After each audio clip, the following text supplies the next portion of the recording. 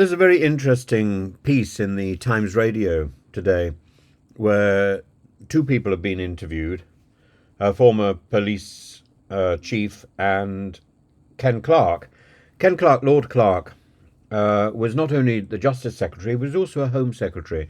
So I think he's well placed to give his thoughts about whether or not the rioters at the moment should face charges based on terrorism.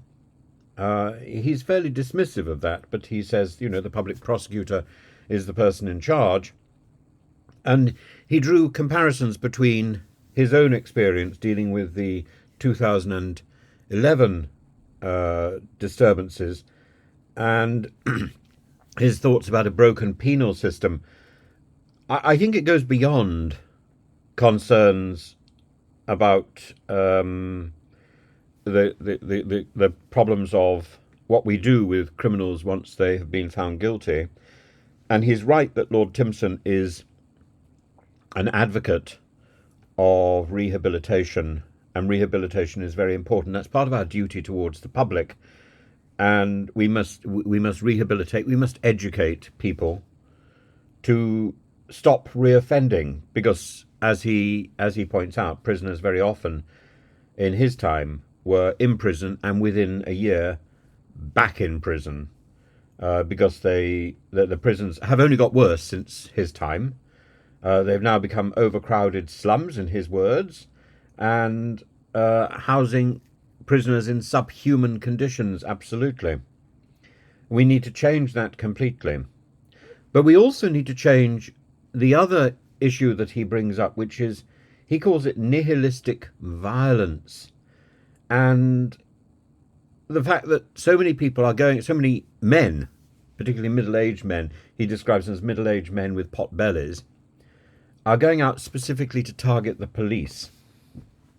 And hooligans on the street. It's more than that. It's hooligans with no sense of a future. And hooligans who are looking for a scapegoat or a target. And they're finding that target because of the incendiary instigation of people on social media. They're finding this in the form of immigrants and foreigners, othering people. And it's shocking, othering people's businesses, othering people's shop windows. I'm told that there are there are 30 protests or riots planned for today, one of which is down in Brighton, and the Sussex police are preparing for a serious encounter, and Crawley, and so on. But at the same time, A, the army is on standby, and B, the police, particularly the civilian helpers in the police, are focused on AI face recognition and looking through raw video to identify, to isolate the belligerents. This is one aspect of the response to the riots. But the other aspect, and also the fact that the rioters are out to attack authority, they're out to attack the police, they're out to attack the government, they're out to attack the symbols of authority or affluence. And it's a politics of envy, as well as a politics of othering. And it's about a community that is switched off rather than switched. These people don't want something. These people are switched off from something. They're not switched on to something. They don't have a particular goal. Their goal is nihilistic. Their goal is destructive. That's what makes them so difficult to contain and kettle these very small groups of people.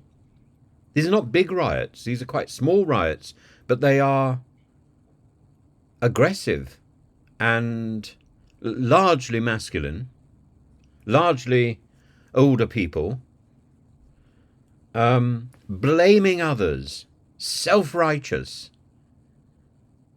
and out on a lark, out on a spree, maybe fueled up with alcohol, I don't know. But one side of it is to kettle and contain them, but the other side of it is to educate, to rehabilitate, to reform, to engage with them.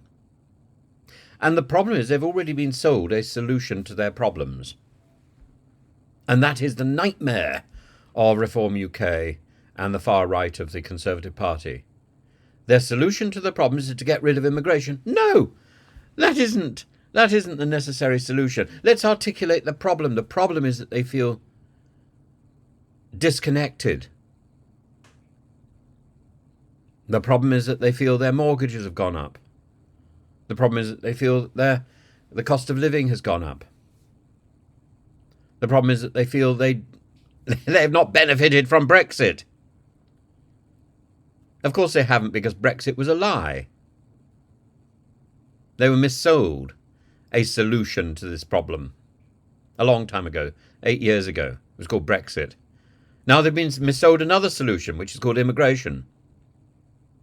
The problem is disengagement. The problem is frustration with the cost of living. The problem is a frustration with authority. The problem is a feeling of inadequacy in front of the machine. The problem is uncertainty about the future. All of this boils down to education, doesn't it? So Mandy, whatever her name, Mandy Austin says, am I proposing that we re-educate the rioters? No. No, I'm proposing we re-educate everybody. Education is about equipping people with curiosity and the ability to find solutions for themselves. Instead, we've got people sloganizing with the solution to a problem which isn't really even being identified. The problem and the solution in the mouth of Priti Patel and Suella Braverman and Farage and Tice is immigration. It's complete rubbish. It's complete rubbish. The problem is the frustration in the face of increased unimportance. People feel irrelevant. People want to make a noise, therefore. What do you make a noise about? You can either other your neighbour, or you can protest like some sort of Luddite or a saboteur about the rise of machinery, or you can educate yourself.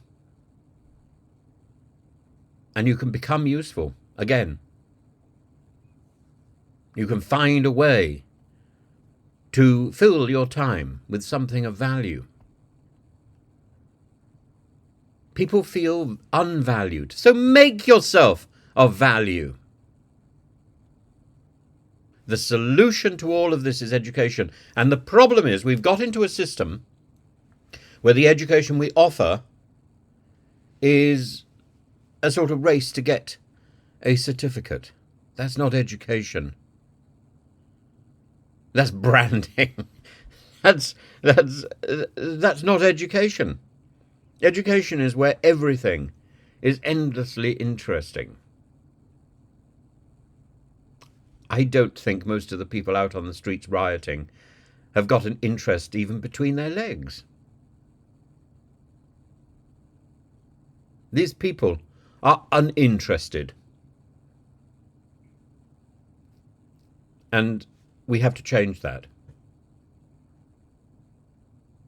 And we have to find solutions that engage these individuals with positivity rather than shared negativity, rather than shared, to go back to Ken Clark's words, shared nihilism. Nihil, from the Latin for nothing.